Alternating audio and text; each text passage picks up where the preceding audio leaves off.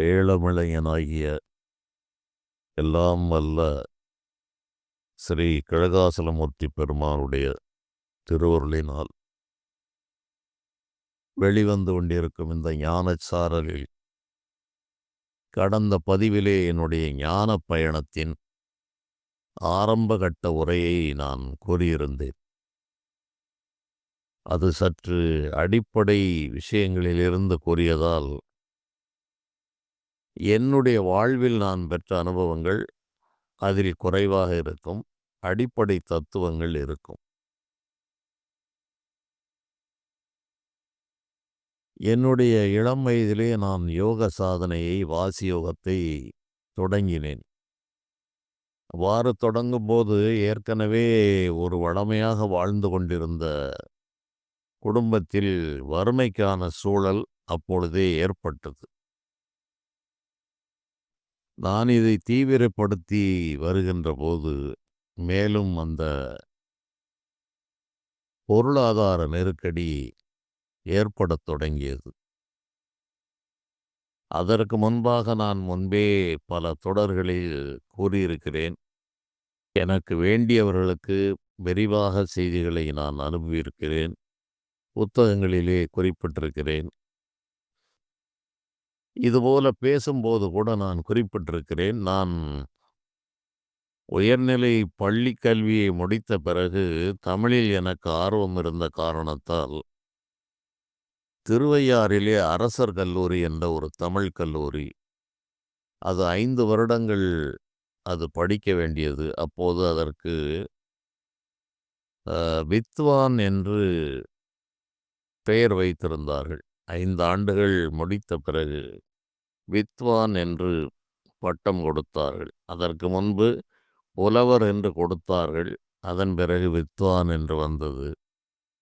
அதன் பிறகு பலவிதமான கால மாற்றத்திற்கு பிறகு அது அது பிலிட் என்று அது இப்போது அழைக்கப்படுகிறது. ஆனால் அது 3 ஆண்டுகள். இது 5 ஆண்டுகள் படித்தால் வித்வான் என்று, தமிழ் வித்வான் என்று கூறுவார்கள். அது மிகச்சிறந்த ஒரு கல்லூரி. பல அறிஞர்களை உருவாக்கிய கல்லூரி. அரசர் கல்லூரி என்று அதற்கு பெயர். அநேகர் அறிந்திருப்பார்கள். தருமபுரத்திலே ஒரு தமிழ் கல்லூரி இருந்தது. இதில் திருவையாறு மிகச் சிறப்பாக கூறப்படும். அங்கு என்னுடைய தந்தையினுடைய தூண்டுதலால் பூர்வ ஜென்ம நினைவுகள் எனக்கு வர வேண்டும் என்ற காரணத்தால் அங்கு நான் செல்ல வேண்டிய சூழ்நிலை. எனக்கு படிக்க வேண்டும் என்பதில் அதிக விருப்பம் இல்லை. நான் போன தொடரிலே கூறியது போல 6 வயதிலே எங்கேனும் நேரம் கிடைத்தால் கண்களை மூடி தியானத்தில் அமர்வது. எப்போதெல்லாம் நேரம் கிடைக்கிறதோ அப்போதெல்லாம் என்னை மறந்த அந்த புருவ நடுவுக்கு மேலாக சென்று விடுவது. இவையெல்லாம் ஆரம்பத்திலிருந்து எனக்கு வந்தது அல்ல. அது யோகத்தில் மிக மிக உயர்வாக சொல்லப்பட்ட நிலை. கண்களை மூடினால் புருவ நடுவே ஆக்ஞா வேலை செய்து தன்னிலை மறந்து தேகத்தை மறந்து விடுகிற நிலை என்பது மிக உயர்வாக யோக சாதனையில் சொல்லப்பட்டிருக்கிறது என்பதை பிற்காலங்களில் நான் தெரிந்து கொண்டேன். அவ்வாறு இளமையிலே இந்த உலகம் பொய் என்ற உணர்வும், இந்த தாய் தந்தை சுற்றத்தார்களெல்லாம் யார் என்கிற கேள்வியும், நான் யார் என்கிற கேள்வியும், இறைவனை எவ்வாறு உண்மையிலேயே உணர்வது, ஏதோ விக்கிரகங்களிலும் படங்களிலும் தெரிந்து கொள்வது என்பது இளமை முதல் எனக்கு இல்லை. புறச் சடங்குகளிலே ஈடுபாடு என்பது இளமை முதல் எனக்கு இறைவன் வைக்கவில்லை. ஆனால் இறை சிந்தனை ஒருபோதும் குறைந்ததில்லை. அந்த இறைவனை தரிசிக்க வேண்டும் என்ற எண்ணம் எனக்கு ஆழமாக இருந்தது. சிலைகளில் பார்த்துவிட்டு திருப்தி அடைவது என்பது எனக்கு இறைவன் வைக்கவில்லை. இப்போதும் அதே நிலையில் ஓரளவு முதிர்ச்சி பெற்ற பிறகு நான் பலருக்கும் கூறுவது, ஞானத்தை வேண்டி என்னிடம் வந்தால் நான் கூறுகிற செய்தி இதுவாகத்தான் இருக்கும். இதன் காரணமாக என்னுடைய நிலையை புரிந்து கொள்ள முடியாமல் போனவர்கள், அல்லது இவனுக்கு ஏதோ ஆகிவிட்டது என்று நினைக்கின்றவர்கள் என்று பலர் இருந்தார்கள். காரணம் என்னவென்றால், பல காலங்களாக, பல பிறவிகளாக, ஆண்டாண்டு தோறும் இந்த இறைவனை சிலை வடிவிலேயே நமக்கு சொல்லி வளர்த்த காரணத்தால், அதிலேயே திருப்தி அடைந்து விடுகிற ஒரு மனநிலையை இறைவன்தான் வைக்கிறார். அது சிலையிலே பார்த்து அதன் பிறகு எங்கெங்கு பார்த்தாலும் இறை வடிவம் என்று ஒரு நிலையிலே தெரியும். கண்ணில் காண்பது உன் காட்சி, கையால் தொழில் பண்ணல் பூஜை, பகர்வது மந்திரம், மண்ணொடு ஐந்தும் வழங்குயிர் யாவையும் அண்ணலே உந்தன் அருள் வடிவாகுமே என்று ஞானிகள் கூறுகிறார்கள். கண்ணில் பார்ப்பதெல்லாம் உன்னுடைய காட்சி. நான் கையால் என்னென்ன வேலைகளை செய்கிறேனோ அவையெல்லாம் பூஜையாக மாறுகிறது. நான் என்னென்ன பேசுகிறேனோ அவையெல்லாம் மந்திரமாக மாறுகிறது. மண்ணோடு ஐந்தும் வழங்குயிர் யாவையும், நிலம் நீர் நெருப்பு காற்று ஆகாயம் என்ற பஞ்சபூதங்களும் அதனுடைய தன்மை பெற்ற சகல உயிர்களும் அண்ணலே உந்தன் அருள் வடிவாகுமே. இறைவா, உன்னுடைய அருள் வடிவுதான் நான் பார்க்கின்ற அனைத்தும், உனக்கு அந்நியமாக நான் எதையுமே பார்க்கவில்லை என்ற ஒரு மிகப்பெரிய பரந்த ஒரு நிலை வரும். அதை அபேத ஞானம் என்று கூறுவார்கள். இது இது அது உயர்வு தாழ்வு என்று பார்ப்பதெல்லாம் ஒரு சாமானியமான அடிப்படை நிலை. உயர்ந்த ஞான நிலை வந்த பிறகு ஒரே காட்சிதான் அவர்களுக்கு தெரியும். எங்கு பார்த்தாலும் இறை வடிவம் என்ற ஒரு காட்சி அவர்களுக்கு அனுபவமாக ஏற்பட்டு, அதன் பிறகு அந்த காட்சியையும் கடந்து விடுவது என்ற ஒரு நிலை இருக்கிறது. இது புதிதாக கேட்பவர்களுக்கு சற்று கடினமாக இருக்கும். என்னுடைய நான் பட்ட இன்ப துன்ப அனுபவங்கள் அடுத்து நான் கூறுகிறேன். ஆனால் சிலர் அரிதாக இதை கேட்பவர்களுக்கு இது யோக ஞானத்தில் என்ன நிலை இருக்கிறது என்று அறியும் ஆவல் யாருக்கேனும் நிச்சயமாக இருக்கலாம். அதனால் நான் எவரும் வெளிப்படுத்தாத விஷயங்களைத்தான் நான் நூல்களில் ஓரளவு கூறினேன் என்றாலும், தற்போதும் இறைவனால் தூண்டப்பட்டு நான் பிறருக்கு எப்படியோ பயன்பட வேண்டும், வழி தெரியாமல் அவர்கள் திகைத்து நின்றுவிடக்கூடாது என்று ஒரு நிலையில் இறைவனுடைய தூண்டுதலால் இதை நான் தெரிவிக்கிறேன். அதனால் அந்த காட்சியை கடந்துவிட்ட நிலை என்றும் ஒன்று இருக்கிறது. பார்ப்பதெல்லாம் இறைவன், பார்க்கும் இடமெல்லாம் பரமன் என்றிரு மனமே. அவ்வாறு இருந்தால் காற்று அனல் காற்று அனல் புனல் வெளி வாயு என்று கண்டதெல்லாமாகத் திரண்ட ஆசைகளும் நில்லாது ஐம்புலனும் நில்லாது செம்புடலும் நில்லாதினி என்றும் ஞானிகள் கூறுகிறார்கள். பார்க்கும் இடமெல்லாம் பரசிவமாக நீ பார்க்கின்ற ஒரு நிலை வந்தால், இந்த ஐம்பூதங்களால் ஆன உடம்பும் ஆசைகளும் நில்லாது, ஐம்புலனும் நில்லாது, செம்புடலும் இல்லாது இனி இந்த உடலும் மறைந்து போகும் என்று கூறுகிறார்கள். இவையெல்லாம் ஒரு அனுபவத்தில் கண்ட உண்மைகள். அவர்கள் கூறிய வழியில் சென்று நான் இறையருளால் பெற்ற ஒரு சிறிய அனுபவங்கள் அதை உறுதி செய்தது. அது உயர்ந்த நிலையில் போகும்போது அந்த காட்சிகளும் மறைந்து போன ஏக வெளி, வெட்ட வெளி, பரவெளி என்றெல்லாம் அது இருக்கிறது. அதை இப்போது கூறி நான் சிரமத்தை உருவாக்க நினைக்கவில்லை. ஆகவே நான் அடிப்படை சாதாரண விஷயங்களுக்கு வந்து விடுகிறேன். இளம் வயதிலே எனக்கு ஒரு தெளிவான காட்சி, இந்த பிறவியில் என்னுடைய வாழ்க்கை 48 வயது என்னுடைய ஆயுள் என்பது எனக்கு 15, 16 வயதுகளிலே தெரிந்துவிட்டது. ஆகவே அதில் நான் உறுதியாக இருந்தேன். 48 வயதிற்கு பிறகு இந்த பிறவியில் இந்த உடம்போடு இருக்கப் போவதில்லை என்று என்னுடைய பெற்றோர்களிடமே நான் அதை கூறியதுண்டு.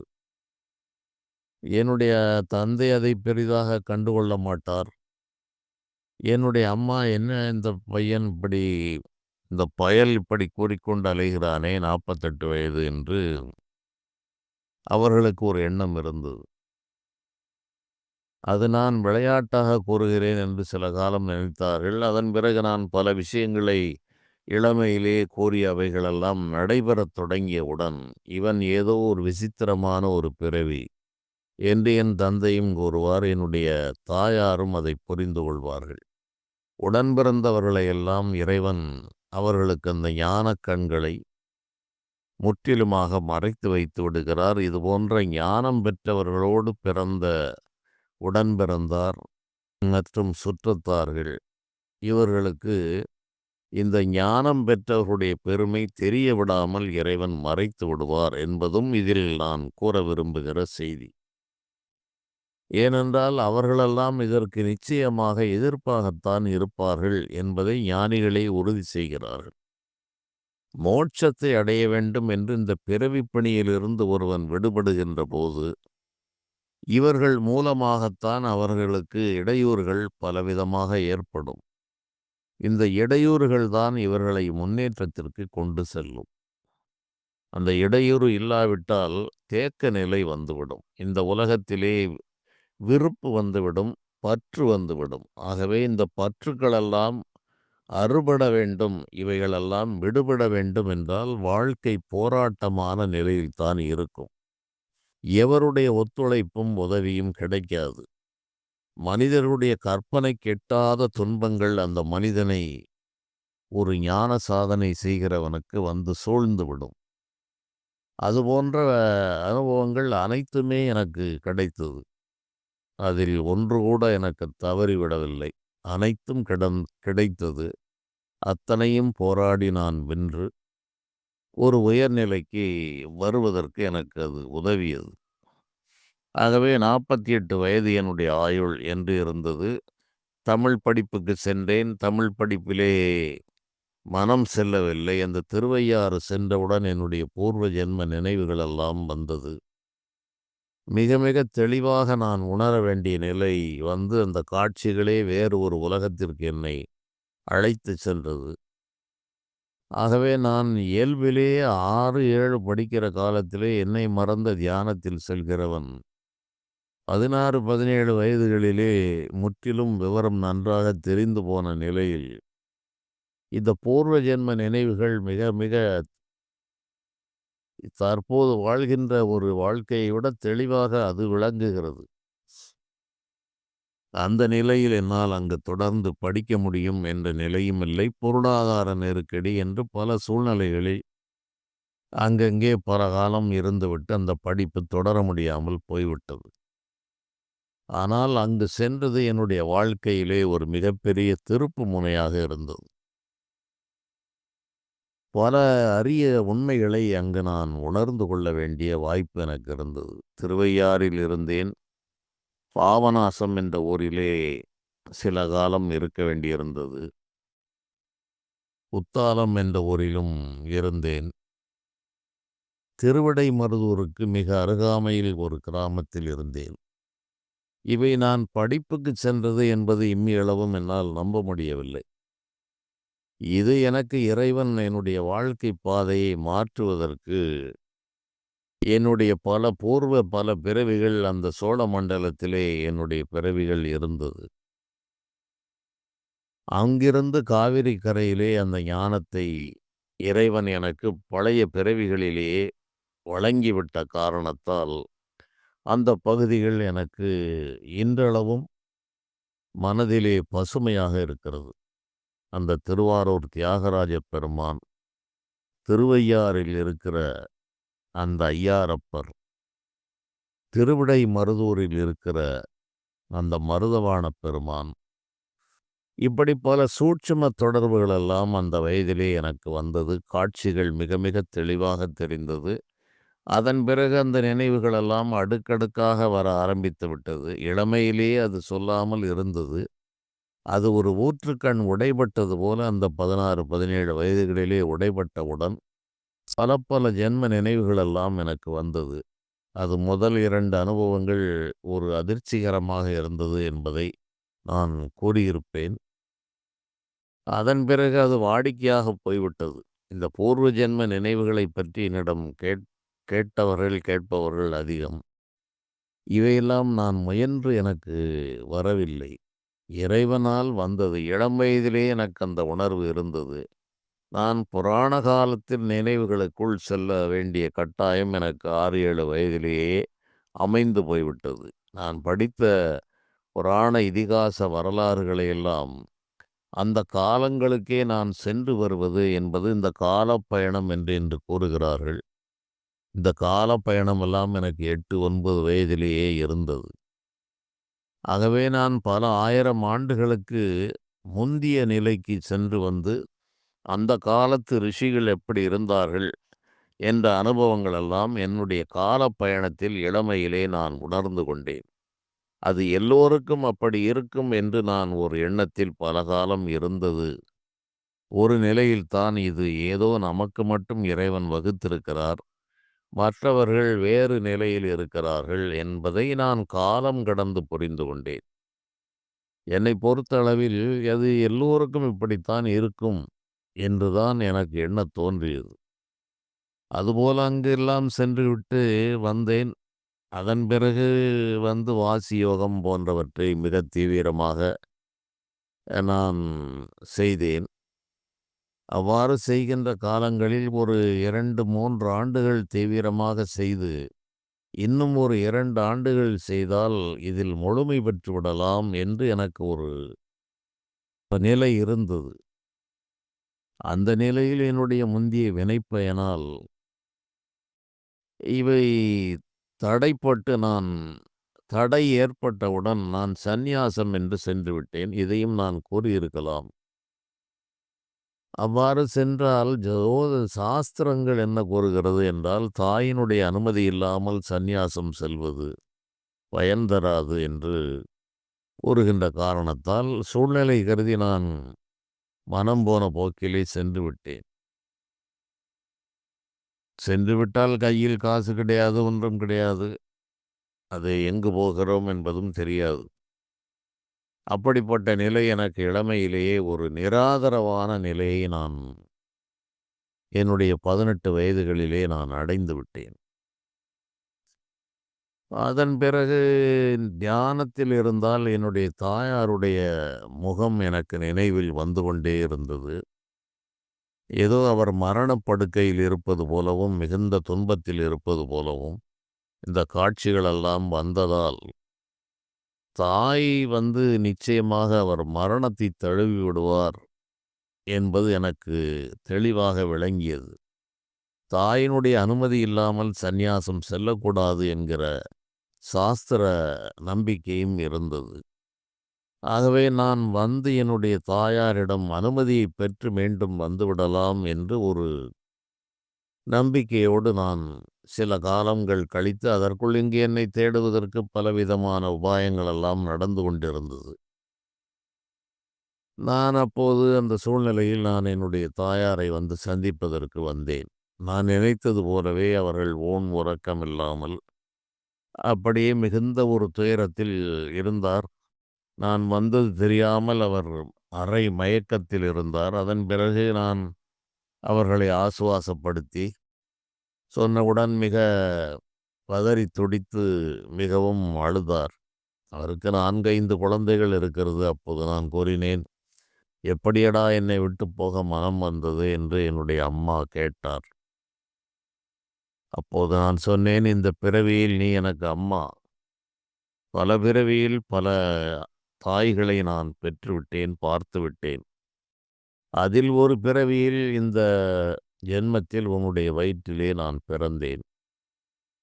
என்னைத் தவிர மேலும் 4, 5 குழந்தைகள் உனக்கு இருக்கிறது. தயவு செய்து என்னை விட்டு விடுங்கள். நான் மோட்சத்தை வேண்டி ஞான மார்க்கத்திலே செல்லுகிறேன். உன்னுடைய அனுமதி பெற்று நான் செல்ல வேண்டும் என்று நான் வந்திருக்கிறேன் என்று நான் கூறினேன். அவருடைய துன்பத்திற்கும் அவருடைய கண்ணீருக்கும் அளவில்லாமல் இருந்தது. ஏற்கனவே அவருடைய நிலையைப் பற்றியும் எனக்கு தெரிந்த காரணத்தால், இது தாயினுடைய மரணத்திற்கு ஒரு வித்தாக ஆய்விடக்கூடாது என்ற ஒரு அச்சமும் எனக்கு இருந்தது. தண்ணீர் குடி என்று கூறினால் கூட என் அம்மா ஒரு உறுதியான முடிவுக்கு வந்துவிட்டார். விதி அவர் வாயிலாக என்னை தடுத்தது. அவரோ பல நாட்கள் உணவு, தண்ணீர் சரியாக இல்லாமல் இருந்திருக்கிறார். இந்த நேரமும் என்னை நினைத்து அழுது கொண்டே இருந்திருக்கிறார். அதனால் தண்ணீரை குடிக்க வேண்டுமா? எனக்கு நீ சத்தியம் செய்து கொடுத்தால் அன்றி தண்ணீர் குடிக்காமல் அப்படியே உயிரை விட்டு விடுவேன் என்று நேரடியாக என்னிடம் கூறினார். இது என்னடா மிகப்பெரிய ஒரு தர்ம சங்கடமான நிலைக்கு ஆளாகிவிட்டோமே என்று நான் மிகவும் மனம் கலங்கி, இந்த உலக வாழ்வில் ஒட்டி வாழ வேண்டும் என்று எனக்கு இம்மியளவும் எண்ணங்கள் இல்லை. விரைவாக ஒரு 48 வயதிற்குள் என்னுடைய வேலையை இந்த பிறவியில் முடித்துவிட்டு, அடுத்த பிறவியில் பரிபூரண ஞான நிலைக்குள் சென்று நுழைந்துவிட வேண்டும் என்பதுதான் என்னுடைய தீவிரமான எண்ணமாக இருந்தது. அதன் பிறகு என்னுடைய தாயாருடைய நெருக்கடியால் நான் எத்தனையோ கோரினாலும், "நீ தலையில் அடித்து சத்தியம் செய்து எனக்கு இறுதி காரியம் செய்து எனக்கு கொள்ளி வைக்கும் வரை சந்நியாசம் செல்ல மாட்டேன் என்று நீ சத்திய வாக்கு கொடுத்தால் அன்றி நான் தண்ணீர் குடிக்காமல் உயிர் விட்டு விடுவேன்" என்று என்னை நெருக்கடி செய்தார். சரி என்று வேறு வழியே இல்லாத மிகப்பெரிய ஒரு மன உளைச்சலுக்கு, ஏனென்றால் இந்த உலகம் எனக்கு ஒரு பொருட்டாக தெரியவில்லை. மீண்டும் மீண்டும் இந்த மாய உலகில் மீண்டும் வயிற்றுக்கு இரை தேடிக் கொண்டு அலைவது என்பது இளமையிலே இல்லாத காரணத்தால் எனக்கு மிகப்பெரிய ஒரு மனதளவிலே ஒரு மிகப்பெரிய ஒரு அடி என்றுதான் அதை கூற வேண்டும். இது போன்ற யோக ஞான விஷயங்களில் செல்லுகிறவர்கள் மனத்தளவிலே மிக மிக பெரிய ஒரு கொடுந்தாக்குதலுக்கு ஆளாகிறார்கள் என்பதை பின்னால் நான் தெரிந்து கொண்டேன். அவ்வாறு அந்த மனதை உடைத்து நொறுக்குகின்ற போதுதான் அந்த மனதினுடைய அடித்தளங்களில் இருக்கிற விஷயங்களெல்லாம் வெளிவருகிறது. இந்த அண்ட பிண்டங்களில் உள்ள ரகசியங்களும் வெளிவருகிறது என்பது இதில் உள்ள சூட்சுமம். ஒன்றுமே இல்லாமல் இந்த மனம் ஏதோ ஒரு மேலோட்டமாக, அதை நான் பின்னால் கூறுகின்ற போது, ஒரு கழிவுநீர் ஓடையிலே மேலே தெளிந்த தண்ணீர் ஓடிக்கொண்டிருக்கும். கீழே அடர்ந்த அந்த கருப்பு மண், அது 2 அடி 3 அடிக்கு உறைந்திருக்கும். மேலே தண்ணீர் ஒரு தெளிந்த தண்ணீராக ஓடிக்கொண்டிருக்கலாம். இதுபோல பல மனிதர்களுடைய மனநிலை இருக்கிறது. சித்தம் என்பது இப்படித்தான் இருக்கிறது என்று யோக நூல்களும் கூறுகிறது. அனுபவம் அப்படித்தான் இருந்தது. கலைக்கப்படாத மனமுடையவர்கள் தாங்கள் தெளிந்தவர்கள் போல உணர்கிறார்கள். யோகத்தாலும் வாசியாலும் அந்த சித்தத்தை கலக்கினால் கீழே இருக்கிற அந்த செடிமெண்ட்ஸ் எல்லாம் வெளியே வருவதை பார்க்க முடியும். அதனால் இறைவன் என்ன செய்கிறார் என்றால், பட்டினத்து பெருமான் முதல் தாயுமானவர் வரை, ராமலிங்க வள்ளலார் என்று பல ஞானிகளுடைய,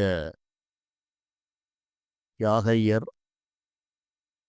இவருடைய வாழ்க்கைகளை எல்லாம் எடுத்து பார்த்தால், அளப்பரிய வறுமை, அளப்பரிய சோதனை, உடன் பிறந்தார்களால் பலவிதமான துன்பங்கள் என்று மனதிலே வாங்கிய அடிகள் இவர்களுக்கு அந்த மன அழுக்குகளை உடைத்து நொறுக்கி இவர்களை வேறு ஒரு உலகத்திற்கு மாற்றுகிறது. இதை பல ஞானிகள் வாழ்க்கையிலே நாம் பார்க்க முடியும். அதுபோல் எனக்கு அந்த நிலையில் என்னுடைய மனம் நொறுங்கியது என்றுதான் நான் கூறுவேன். முதல் மன உடைவு அப்போது ஏற்பட்டது. இதுபோன்ற மன உடைவுகள் தான் ஒரு பைத்திய நிலைக்கு கொண்டு சென்று வேறு ஒரு உலகத்திலே வைத்து விடுகிறது. இதை மருத்துவர்களிடம் கேட்டால் மனச்சிதைவு நோய் என்று இதை கூறுவார்கள். அவற்றையும் பிற்காலங்களில் நான் இது போன்ற சந்தர்ப்பங்களுக்காக இறைவன் எனக்கு அதுபோன்ற கலைகளையும் அருளினார். இது எப்படி இந்த மருத்துவம் இதை அணுகுகிறது? சித்தனுக்கும் பித்தனுக்கும் ஒரு எழுத்துத்தானப்பா வித்தியாசம் என்று நான் கூறுவேன். அது சி என்று வருகிறது, இது பி என்று வருகிறது. அந்த ஒரு எழுத்தை மாற்றினால் சித்தன் பித்தனாவான், பித்தன் சித்தனாவான் என்று நான் கூறுவதுண்டு. வேடிக்கையாக பிந்திய காலங்களில். ஆக எப்படி கூட்டி கழித்து பார்த்தாலும், இந்த ஞான நிலைக்கு சென்றவன் நிச்சயமாக ஒரு பித்தன் என்றுதான் சொல்ல வேண்டும். ஆகவேதான் பித்தா பிறைசூடி பெருமானே அருளாளா என்று சுந்தரமூர்த்தி நாயனார் சிவபெருமானை ஞானப்பித்து கொண்டவர் என்ற அடிப்படையில் அவர் அவ்வாறு பாடினார். ஆகவே இது போன்ற இந்த சந்தர்ப்பங்கள் எல்லாம் இப்படி நடந்தது. அப்போது என்னுடைய தாயார் கேட்டார். நான் ஒரு கட்டுப்பாட்டை விதித்தேன். சரி, உன்னுடைய வார்த்தையை நான் மதிக்கிறேன். இந்த பிறவியில் எனக்கு சந்நியாசம் இல்லை. உனக்கு கர்மா செய்யும் வரை நான் ச போவதில்லை என்று சொல்லி அவரை உணவு உண்ணச் சொல்லி, தண்ணீர் பருகச் சொல்லி நான் இருந்தேன். என்னுடைய தாயார் இன்னொரு கட்டளையை போட்டார். நீ குடும்பம் இருக்கிற சூழ்நிலையில் நீ ஒரு வேலையில் சேர வேண்டும் என்றார். சரி, இது நம்முடைய தலைவிதி, இறைவன் அவ்வாறு தான் எழுதியிருக்கிறார் என்று வேறு வழியில்லாத சூழ்நிலையில் அதுவும் ஒரு 2, 3 நாள்களிலே நான் ஒரு வேலையில் அரசு பணியிலே தற்காலிகமாக வேலை செய்ய வேண்டிய ஒரு சூழ்நிலையும் எனக்கு அமைந்தது. அப்போது என் தந்தை கேட்டார், எனக்கு நீ இறுதி கர்மா செய்ய வேண்டுமா? செய்யும் வரை இருப்பாயா என்றால், உங்களுக்கு சாஸ்திரம் கூறவில்லை, தாய்க்குத்தான் கூறியிருக்கிறார் என்று நான் அப்படி முகத்துக்கு நேராக கூறினேன். ஆனால் எனக்கு தெரியும், அவ்வளவுதான், இந்த பிறவியில் சந்நியாசம் என்பது இல்லை நமக்கு என்று நான் தீர்மானம் செய்தேன். திருமணம் செய்து கொள்ள என்னை வலியுறுத்தாதீர்கள் என்று நான் ஒரு கட்டுப்பாட்டை விதித்தேன். என்னுடைய தாயார் அதை சரி என்று ஏற்றுக்கொண்டார். ஏன் அவ்வாறு கூறுகிறாய் என்று கேட்டபோதுதான் நான் கூறினேன், ஆயுள் எனக்கு 48 வயது. ஆகவே விரைவாக இந்த வாழ்க்கையை முடித்துவிட்டு நான் வேறு ஒரு உடம்பை எடுக்க வேண்டும் என்று நான் மிக ஆவலாக இருக்கிறேன். 18 வயது ஆகிறது. 28, 38, 48 இன்னும் 30 ஆண்டுகள் எப்படியோ நான் காலத்தை ஓட்டிவிட்டால் வேறு ஒரு உடம்பை எடுத்து விடலாம். இந்த உடம்போடு என்னால் நினைத்ததை சாதிக்க முடியவில்லை. ஆகவே நான் மரணத்தை மிக மிக ஆவலோடு எதிர்பார்க்கிறேன் என்று கூறினேன். என் அம்மா அதற்கும் அழுதார். நீ இறந்து அந்த துன்பத்தை நான் அடைய வேண்டுமா? அப்படி ஒரு நிலை வருவதற்கு முன்பு நான் இறந்து விடுவேன் என்று அவர் கூறினார். அதுபோலவே தான் நடந்தது. என்னுடைய தாயார் 58 வயதுகளிலே அவர் இறந்து போனார். என்னுடைய இளம் வயதிலே அவர் இறந்தார். ஆகவே அது அப்படி நடந்தது. பிறகு என்னுடைய தந்தையினுடைய கட்டாயம், அவையெல்லாம் ஒரு பெரிய கதைகள்.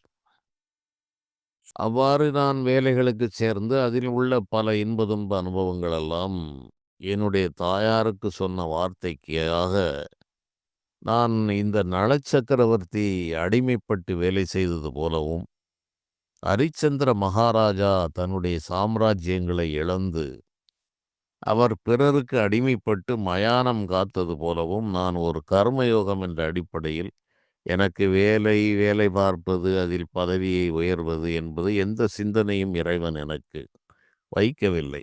ஏனென்றால் நானோ ஒரு விசித்திரமான பிறவி. என்னுடைய கர்மாக்களை குறைத்துவிட்டு சீக்கிரமாக என்னுடைய கடையை மூட வேண்டும் என்று நான் இந்த பிரபஞ்சத்திற்கு அனுப்பப்பட்டவன். அந்த நிலையில் எனக்கு இவை எவற்றிலுமே மனம் ஈடுபடவில்லை. அவ்வாறு வேலைக்குச் சேர்ந்த பிறகும் கூட நான் என் போக்கிலே இருப்பதை தான் அதிகமாக விரும்பினேன். அந்த வேலையை முடித்துவிட்டு வீட்டிற்கு வந்து நான் கண்களை மூடி உட்கார்ந்து கொண்டால் என் தாயாருக்கு பயம் வந்துவிடும். பயல் மீண்டும் ஏதோ பிய்த்துக்கொண்டு ஓடிவிடுவானோ என்று திருநெல்வேலியிலே உள்ள சினிமா தியேட்டர்களை சொல்லி, அந்த தியேட்டரிலே அந்த சினிமா நடக்கிறது, இந்த தியேட்டரில் இந்த சினிமா நடக்கிறது என்றெல்லாம் கூறுவார். அப்போது நான் கூறினேன், அம்மா பயப்படாதே, சத்தியத்தை நான் ஒருபோதும் மீறமாட்டேன். என் தலைவிதி அப்படியென்று ஆகிவிட்டது. வேலை பார்த்து கிடைக்கின்ற நேரத்தில் நான் என்னுடைய இயல்பான தியான நிலையில் என்னை இருப்பதற்கு அனுமதித்து விடுங்கள் நான் அப்படியெல்லாம் வார்த்தையை மீறி ஓடிவிட மாட்டேன். ஆகவே சினிமாவுக்கெல்லாம் நான் செல்ல வேண்டியதில்லை. சினிமாவுக்கு சென்றால் என் மனம் மாறிவிடும் என்று நீ எண்ணுகிறாய். அது எனக்கு அவசியமில்லை. நான் இருக்கிற இடத்தில் என்னுடைய வேலை நேரம் தவிர மற்ற அனைத்து நேரங்களிலும் என் மனம் சமாதி நிலையை விரும்புகிறது.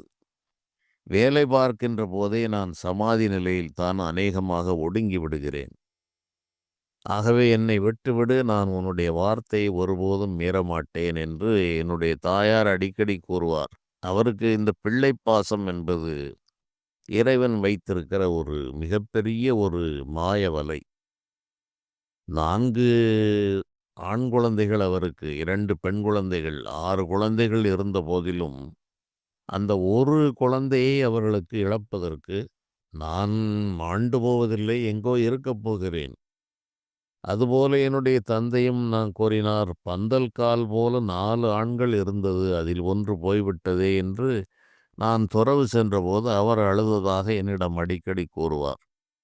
நான் சொன்னேன், 4 கால்களில் ஒன்றுதானே போயிருக்கிறது, அதுபோக 3 இருக்கிறது என்று நினைத்து நீங்கள் ஆறுதல் அடையாமல் ஏன் இவ்வாறு அழ வேண்டும் என்று நான் ஒரு நிர்தாட்சண்யமாக கேட்டது உண்டு. எனக்கு அதற்கு ஒரு பெரிய ஒரு விஷயமாக தெரியவில்லை. ஏன் இவ்வாறு பதறுகிறீர்கள்? நீங்கள் யார்? நான் யார்? எங்கெங்கிருந்தோ வந்தோம்.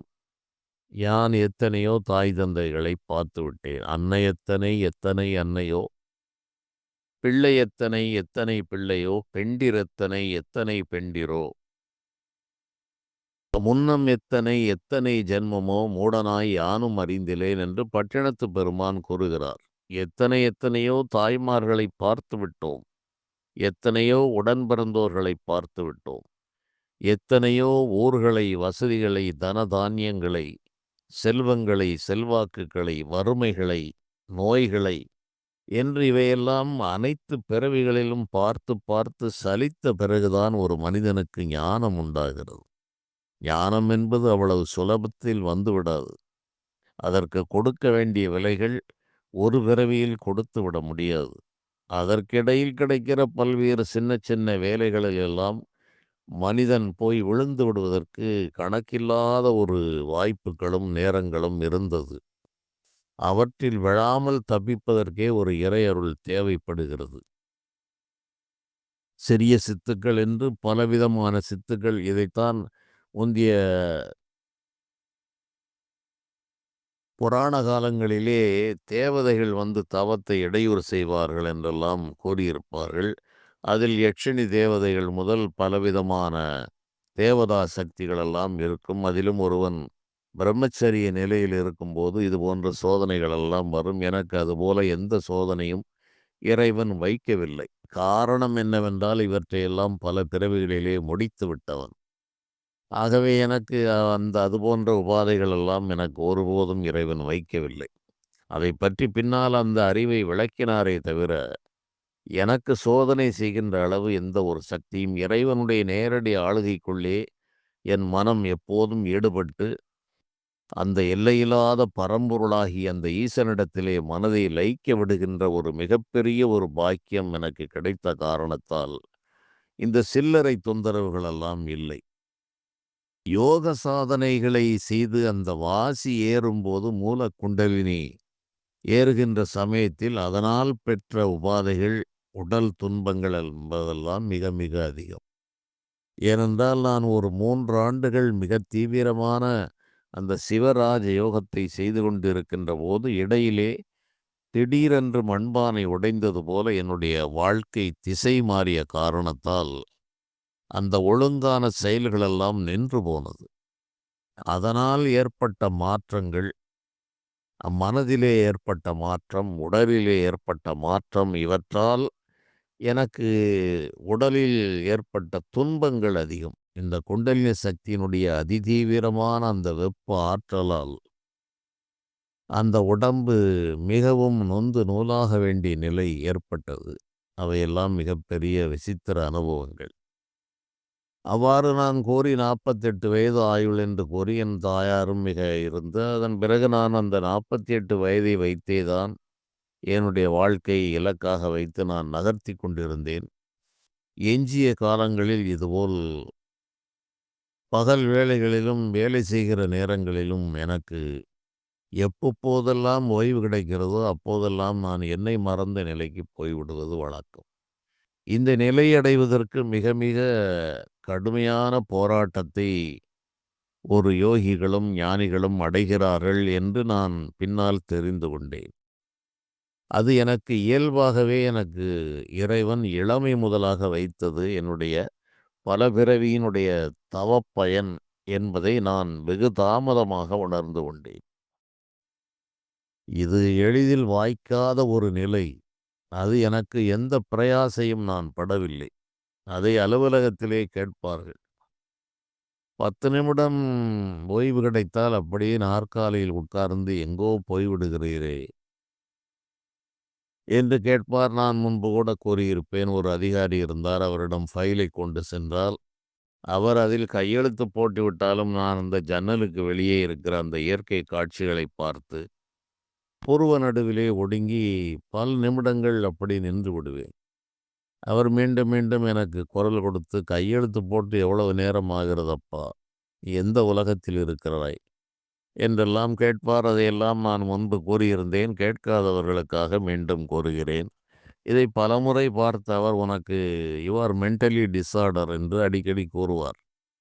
ஒரு நல்ல டாக்டரை போய் பாரப்பா, இக்பால் என்று ஒரு டாக்டர் இருக்கிறார்.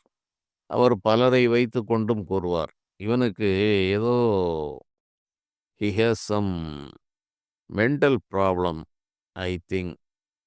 நீ போய் இவரை போய் பாரப்பா, என் பெயரைச் சொல்லு, கொஞ்சம் ஃபீஸ் குறைத்து வாங்குவார்" என்பார். நான் நினைத்து கொள்வேன், உலக வாழ்வு உண்மை, இந்த உடல் உண்மை, இந்த அந்தஸ்து பதவி, இந்த ஒரு அரசு சான்று பெற்ற அதிகாரி, மாவட்ட அதிகாரி என்ற நிலையெல்லாம் பொய்யாக போய்விடும்.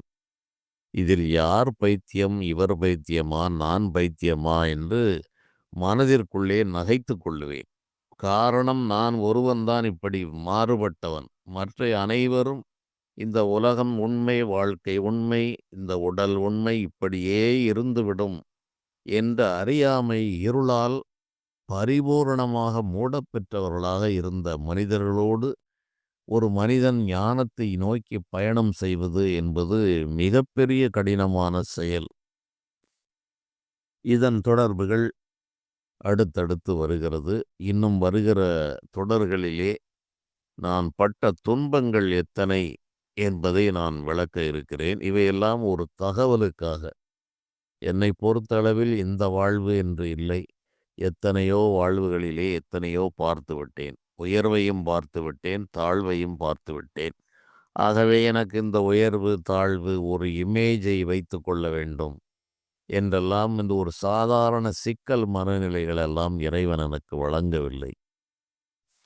ஆகவே மனதில் பட்டதை கூறினால் பிறருக்கு அது உதவியாக இருக்கும் என்ற நிலையில் கூறுகிறேன். அடுத்தடுத்து வருகின்ற பதிவுகளில் அது மிக விரிவாக உங்களுக்கு வந்து சேரும்.